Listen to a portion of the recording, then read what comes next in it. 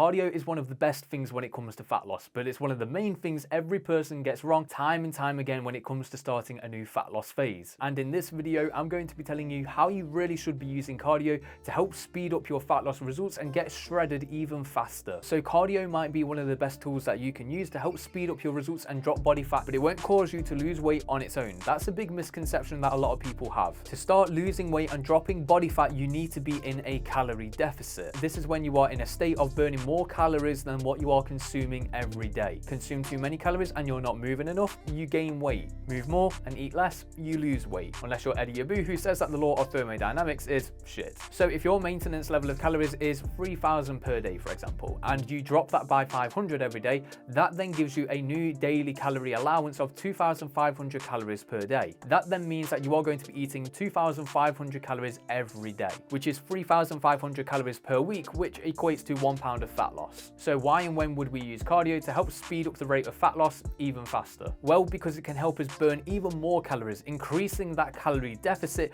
without needing to further reduce how much food we eat every day, allowing us to speed up the process it takes to burn body fat. But where a lot of people go wrong with cardio, and a mistake that I used to make in the past when I wanted to lose weight, is that we do way too much cardio way too fast. And it does more harm than good, especially because you think you are doing the right thing, but what you're actually doing is setting yourself up to fail in the first 1 to 2 weeks of dieting. What I would do is that I would get way too excited to start dropping body fat. So I was in the gym 5 days per week, running on the treadmill for 60 minutes per session. And of course, initially I noticed some weight loss, but a few weeks after that, everything came to a grinding stop. The scales stopped moving and I didn't see any new changes in the mirror. Now, what I didn't know at the time is that that initial weight loss I saw was just water weight, probably from running so much on the treadmill and sweating so much. And disappointingly, it wasn't a lot of fat. But in the first few weeks of wanting to lose weight, I already hit a brick wall. So let's look at the first problem here. Research actually suggests that the best form of cardio for fat loss isn't high intensity. Instead, it's actually the opposite. It's called LISS, low intensity steady state cardio. And this is what I do every time for my cardio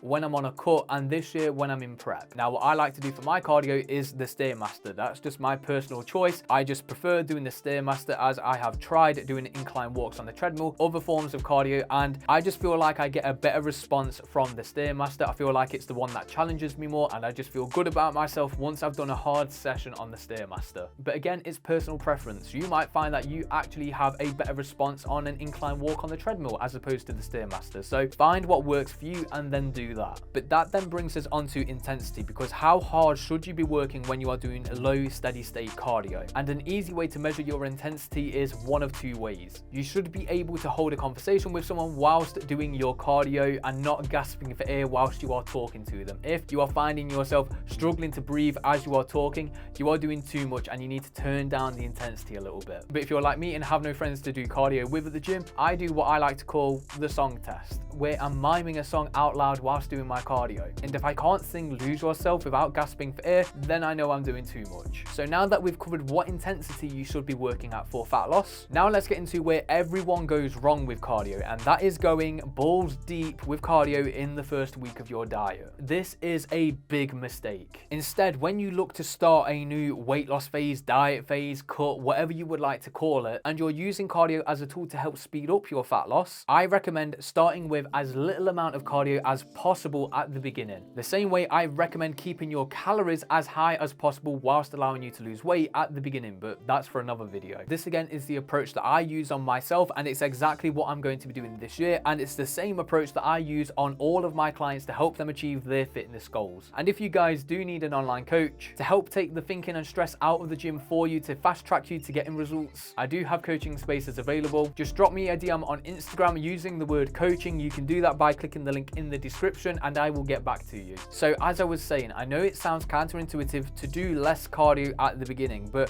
what you need to do is pace yourself when it comes to using cardio. So when you're a few weeks or a month into your new diet phase and the scales stop moving, you aren't seeing any further progress when you look at your own reflection, and you're still following everything of the plan to the absolute letter, you have one of two options to where you can keep progress moving forward. You can either increase the amount of cardio that you are doing, or you can further reduce the amount of calories you are eating every day. But if you're already doing 60 minutes of cardio 5 days per week, you've pretty much already hit your limit when it comes comes to cardio. You then have no choice but to further reduce your calories to help push through that brick wall that you're currently at, to keep progress ticking along nicely. And once you hit that point of your calories and you are already doing 5 sessions of cardio, 60 minutes per session, you are fucked. Because you can't physically do any more cardio, you're doing 5 sessions per week, 60 minutes per session. You can't further reduce your calories because you're only eating 1000 calories per day without running the risk of absolutely starving yourself. So you give up, and it's another failed attempt of dieting and weight loss, and all you say to yourself is,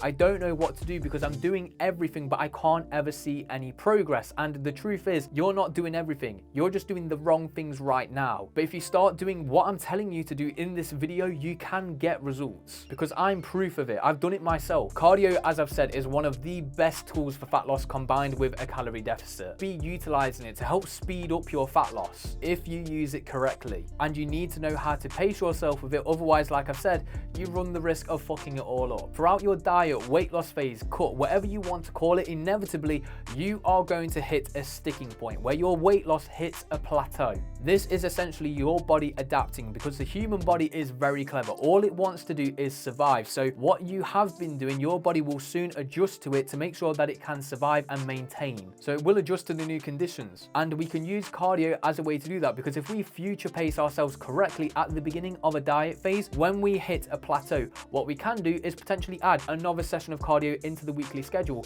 Maybe we increase the amount of time that we are spending every session of cardio. Maybe we increase the intensity. Those are all different variables that we can use to help break through a weight loss plateau and keep progress ticking along, because all of those variables, we can track them and measure them so that you can make adjustments when needed, i.e. when you hit a sticking point. And that's how you can successfully use cardio for weight loss. And I wish I would have had a video like this when I was starting out in my fat loss journey, because it would have saved me years of failed dieting. Because you don't need to be going balls deep in your first week of dieting. Instead, future pace your cardio and make adjustments when you need to make adjustments. Like I said, when you hit a sticking point in your weight loss. And remember that fat loss isn't a sprint, it's a marathon. And cardio is a tool that we can use to help us get across the finish line, pardon the pun. But if you guys did enjoy this video and it helped, make sure to leave a like, make sure to subscribe as I upload a new video every week, and I shall catch you in the next one. Peace.